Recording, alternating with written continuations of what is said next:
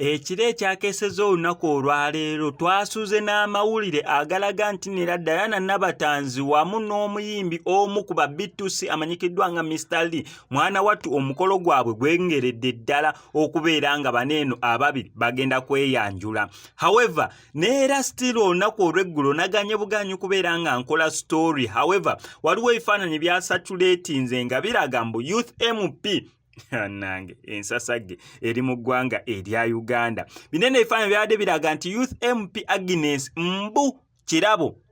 Kirabo yabadde olunaku olw'eggulu amaze okubeera nga azaala omwana neera ng'omwana oyo gwe yazadde wa Mr. Lee. Kyokka ate ekiro ekyakeseza olunaku olwaleero bwagenza okubeera nga buziba nga tulaba kaadi z'okwanjula nga ziraga nti omukyala Diana Nabatanzi agenda kubeera nga ayanjula mwana munne Mr. Lee mu mwezi gwa November ennaku z'omwezi nga 16 ennaku omwaka 2024 omwaka guneno gwennyini ennaku z'omwezi nga 16 November mbu Diana Nabatanzi agenda beera nga ayanjula Mr. Lee.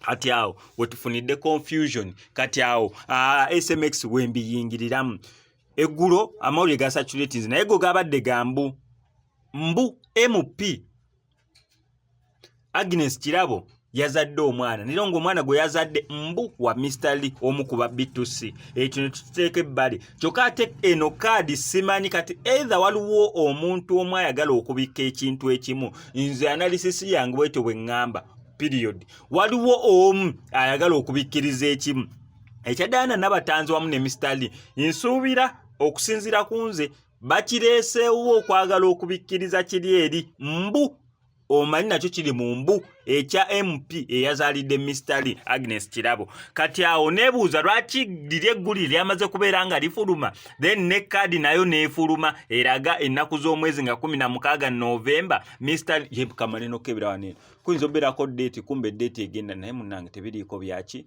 tebikyaliko mbu ate nabbeera weekendi kankebera waneno ku gundi ino November ku kalenda yange November ennaku z'omwezi 16 mama lugenda bbeera lwa mukaaga mwana muwala Diana Nabatanzi mbu lwagenda okubeera nga ayanjula mwana munne Mr. Lee mbutongole. Kati simanyi actually kankibalekere mu ba SMX Media Kings and Queens mwesalirewo kiriwo ekituufu omugole gwe bazaalidde omwana Mr. Lee ate yagenda okwanjula omukyalo omulala tanakubeera nga muzaalira mwana Diana Nabatanzi kiri awo naye nga sinabeera nga